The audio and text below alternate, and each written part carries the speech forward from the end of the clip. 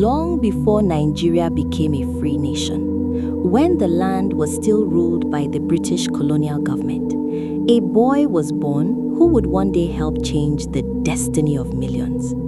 His name was Nnamdi Azikiwe, but many would later call him Zik of Africa. In the early 1900s, in what is now Nigeria, young Azikiwe grew up watching a country controlled by outsiders. British officials made the rules, and many Nigerians had little say in how their own land was governed. Even as a boy, Azikiwe asked questions. Why don't we rule ourselves? He would ask elders. His father believed education was the strongest weapon a young African could have. So Azikiwe studied hard in school, reading every book he could find. While other boys played in the dusty village roads, he dreamed of a future where Africans could lead their own nations. But he knew something important. To change Nigeria, he would need knowledge from beyond its borders. So he made a bold decision. He would travel across the ocean to study. Leaving home was not easy. The journey from Nigeria to the United States was long and uncertain. But Azikiwe believed education could unlock the future of Africa. In America, he studied at several schools, including Lincoln University and later University of Pennsylvania. Life there was not always simple. He faced racism, poverty, and many struggles. Sometimes he worked small jobs just to pay for books and food. Yet, he never gave up.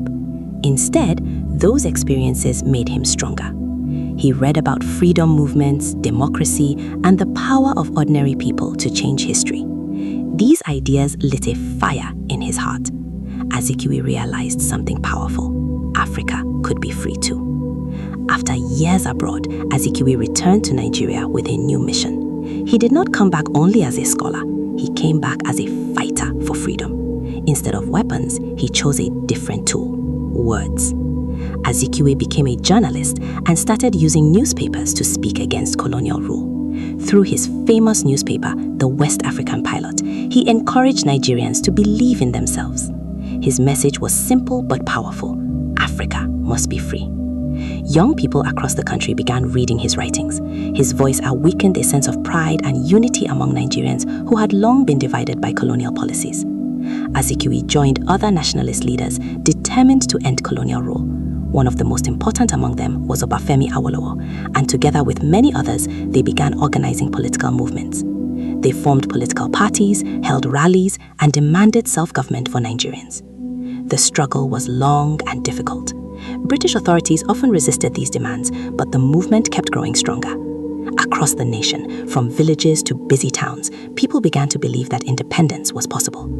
Finally, after years of pressure and negotiation, history was made.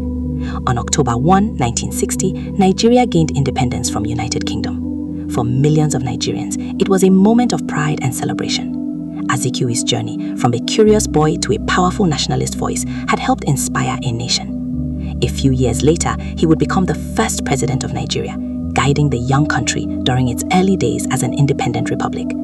Because of his vision, courage, and leadership, Nnamdi Azikiwe became one of the most respected figures in African history. His story showed something powerful. A young boy with education, courage, and belief in his people could help change the fate of an entire nation. And that is why many remember him as one of the men who helped Nigeria rise, the boy who became a giant of Africa. Enjoyed this story? Like the video?